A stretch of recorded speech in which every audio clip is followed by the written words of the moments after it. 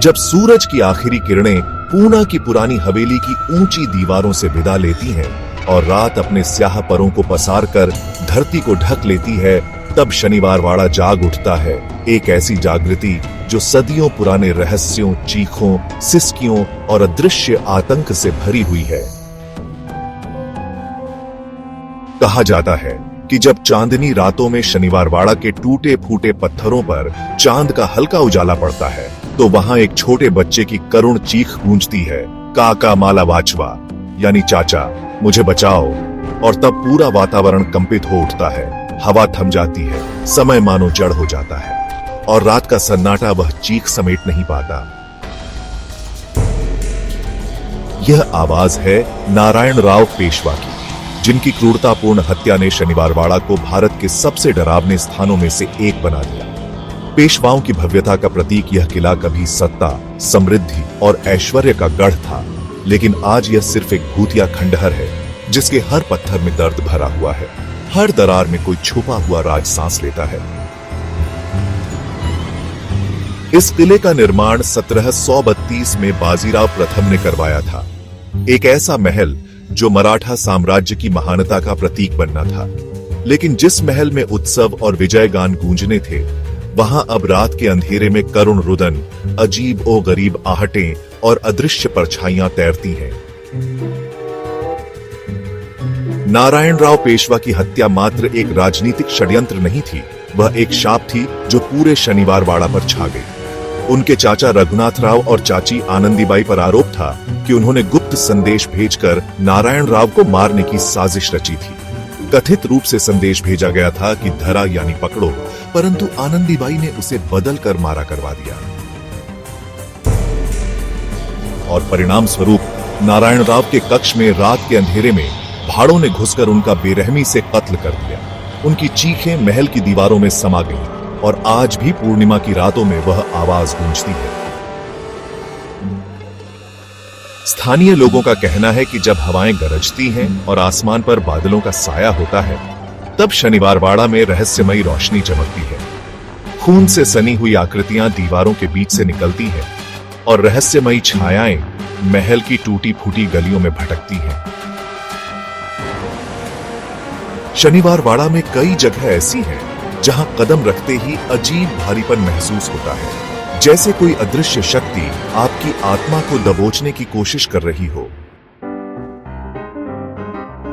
वहां का मुख्य दरबार हाल आज भी रात में गूंज उठता है, जैसे सभा हो रही हो। लोग कहते हैं कि रात के वक्त वहां से ढोल नगाड़ों की धुन, घोड़ों की टापें और सेनानायकों की गरजती आवाजें आती हैं, मानो पेशवाओं का दरबार आज भी जीवित हो। शनिवार वाड़ा की निचली तहखानों में भी कई रहस्य छिपे हैं। कहा जाता है कि वहां भूमिगत सुरंगें बनाई गई थीं, जो पूना से बाहर दूर गांवों तक जाती थीं। इन सुरंगों के भीतर से आज भी कराहने की आवाजें आती हैं। कई साहसी लोगों ने उन सुरंगों में प्रवेश करने की कोशिश की, परंतु या तो रास्ता भटक गए या फिर मानसिक संतुलन खो बैठे। एक रिपोर्ट के अनुसार एक बार कुछ विदेशी पर्यटकों ने शनिवार वाड़ा में रात बिताने का प्रयास किया, लेकिन आधी रात होते होते उन्होंने दहशत में चीखते हुए महल छोड़ दिया। उनका कहना था कि उन्होंने सफेद धुंधली आकृति को दीवारों के आर पार जाते देखा और किसी ने उनके कानों में फुसफुसाते हुए माला वाचवा कहा। शनिवार वाड़ा का दक्षिणी भाग सबसे ज्यादा डरावना माना जाता है। वहां अक्सर एक लाल कपड़ों में लिपटी आकृति को मंडराते देखा जाता है। कुछ लोग कहते हैं कि वह आनंदीबाई की आत्मा है, जो अपने पापों का प्रायश्चित कर रही है, जबकि अन्य मानते हैं कि वह नारायण राव की मां का आत्मिक स्वरूप है, जो अपने बेटे को बचा न सके। शनिवार वाड़ा में अजीब सी गंध भी आती है, जैसे जलते हुए शरीरों की। कई पर्यटक बताते हैं कि बिना आग जलाए भी वहां धुएं की गंध आती है और अचानक वातावरण ठंडा हो जाता है। इतिहासकार बताते हैं कि जब शनिवार वाड़ा में भयंकर आग लगी थी 1828 में, तो वह आग 7 दिनों तक बुझाई नहीं जा सकी थी और उस दौरान सैकड़ों लोगों की जान गई थी। ऐसा कहा जाता है कि उन निर्दोष आत्माओं की पीड़ा आज भी वहां मंडराती है। उस भयावह अग्निकांड के बाद शनिवारवाड़ा एक वीरान खंडहर बन गया और भूतिया घटनाओं का केंद्र बन गया। वहां के रक्षक सैनिक भी सूर्यास्त के बाद किले में प्रवेश करने से मना कर दिए गए थे। आज भी भारतीय पुरातत्व विभाग ने शनिवारवाड़ा के भीतर रात में प्रवेश निषेध कर रखा है। पर्यटकों को सूर्यास्त से पहले किला छोड़ना अनिवार्य है और वहां के स्थानीय गाइड्स रात की डरावनी कहानियों के बिना कोई भी टूर पूरा नहीं करते। शनिवारवाड़ा सिर्फ एक इमारत नहीं है, यह दर्द, धोखे, हत्या और श्राप की जिंदा कहानी है। एक ऐसी जगह जहां हर पत्थर सिसकता है, हर दरवाजा कराहता है और हर कोना अपने भीतर कोई अनकही चीख समेटे बैठा है। यदि आप शनिवारवाड़ा के भीतर अकेले प्रवेश करते हैं तो आपको लगेगा जैसे हजारों अदृश्य आंखें आपको घूर रही हैं, आपकी हर हरकत पर निगाह रख रही हैं। हवा में अचानक एक अनकहा बोझ भर जाता है, सांस लेना कठिन हो जाता है और दिल की धड़कनें इतनी तेज हो जाती हैं कि आपको खुद अपनी धड़कनों की आवाज सुनाई देने लगती है। कई बार लोगों ने वहां अपने पीछे पदचापों की आवाज सुनी है, लेकिन जब पीछे मुड़कर देखा तो कोई नहीं था।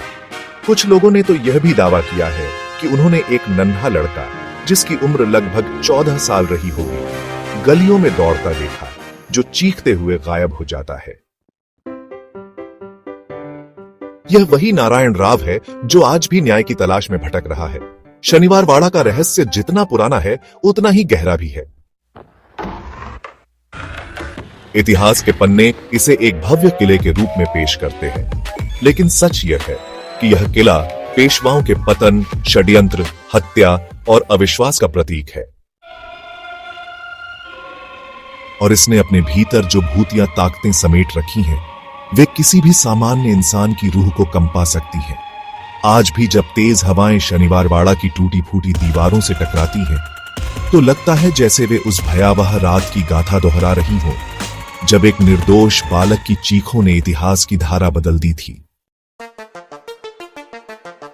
शनिवारवाड़ा एक ऐसा स्थान है जहां अतीत कभी मरता नहीं, जहां चीखें कभी थमती नहीं और जहां हर रात एक नया रहस्य जन्म लेता है। यह किला आज भी अपने भीतर उन असंख्य कहानियों को समेटे हुए है जो समय के साथ और भी डरावनी होती जा रही है। हर ईंट, हर पत्थर, हर गली, हर तहखाना, हर दरवाजा अपने भीतर पीड़ा, दर्द और अनकहे भय की परछाइयां समेटे हुए है। और जो भी उस भयावह रात के रहस्य को जानने की कोशिश करता है, उसे शनिवारवाड़ा अपने रहस्यमयी साए में समा लेता है, कभी न छोड़ने के लिए।